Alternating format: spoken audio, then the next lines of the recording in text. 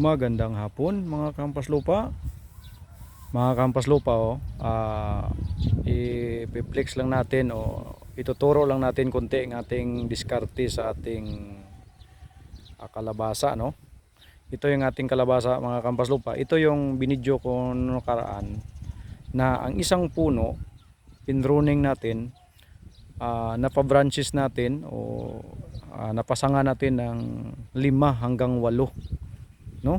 So ito ngayon mga kampas lupa, ongoing to ang every morning. Ang practice natin, nagma-manual pollination tayo, no? So dito yon pumapasok yung babae na bulaklak na may maliit na bunga, sinasakluban natin o tinatakpan natin ng laki na bulaklak, no?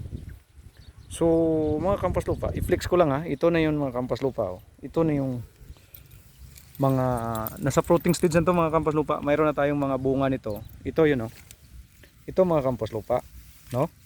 So dahil nakita na natin na ganito na siya ang bunga, makintab tsaka green na green, so ibig sabihin mga kampas lupa, 100% na siya na assemble, no? So hindi na siya malalaglag. So ito na yung mga kampas lupa. Sa isang branch, no, nakapabunga tayo ng isa lang dapat. So ito yun, may bunga na isa. So ang kanyang pinaka vines niya, pinutol na natin, no? Para ang lahat ng sustansya na galing sa puno dito na sa bunga papunta, no?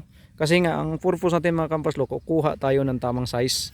So kung halimbawa ito magma-matured naman to, o talagang maabot na niya ang size na malaki, tapos tatanda na siya, ito naman yung maliit naman na vines niyan, ito, yan, tatakbo naman to, ito naman na mag-produce ng another bunga. So dyan naman tayo magpabunga.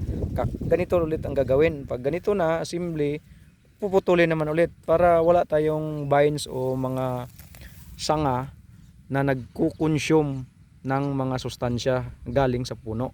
So ito na example na isa mga kampas lupa. So ito pa, para pakita natin, mayroong ganito. Yan, ito putol na. Basta nakikita na natin na sigurado na tayo. So ongoing to mga kampas lupa, habang nagpupulinit tayo kada aga, no, kada umaga. Pag may makita tayo, ito, nakita natin. So putol na yan, no, mga kampas lupa.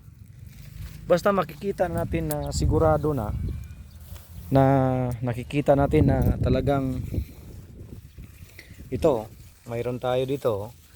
So ito yung ano niya, putol na yan mga kampas lupa, yan, lahat yan, lahat ng tuwing morning na nakikita natin gaya nito, ito, yan, malaki na.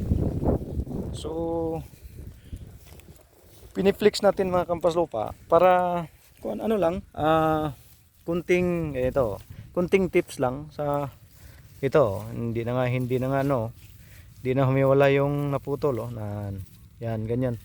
So kasi pag ganito na mga kampas lupa, na parang sigurado na talaga, kasi green na, makinang. So lahat ng bunga niyan automatic na mga kampas lupa. Mga ganito, automatic na yan, no? So para hindi tayo nagsasayang ng sustansya yung puno. Kasi kung pabayaan natin yan mga kampas lupa, ganito, itong talbos, dadami ang talbos, kakapal ang kakapal, pero hindi naman natin habol yung talbos o dahon. Ang habol natin, makuha natin yung tamang size ng bunga. Kasi nga yan, mga ganito, marami na yan sa mga kampas lupa, pero sinusundan natin. Pag tingin natin na okay na, no, sigurado na tayo, automatic yan, pruning na kagad para walang sayang na sustansya na tumatakbo pa sa kanyang mga talbos. Kailangan ng focus na doon na sa bunga, kasi nga fruiting stage siya.